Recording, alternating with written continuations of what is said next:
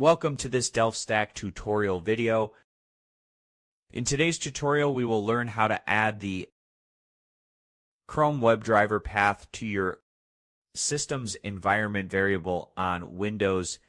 First, locate the folder where your ChromeDriver EXE file is saved. As you can see, in my case, it's saved under this. Just copy the path and right-click on this PC. Click on Properties. On the Properties, scroll down and go to Advanced System Settings. Click on Environment Variables and click on Path. Click on Edit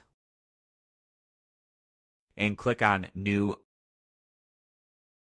Just paste the path that we copied and click on OK.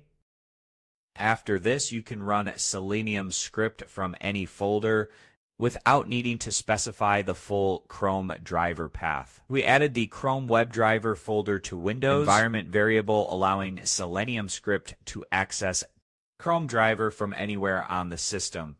Thanks for watching. And don't forget to check out the next DelftStack tutorial videos.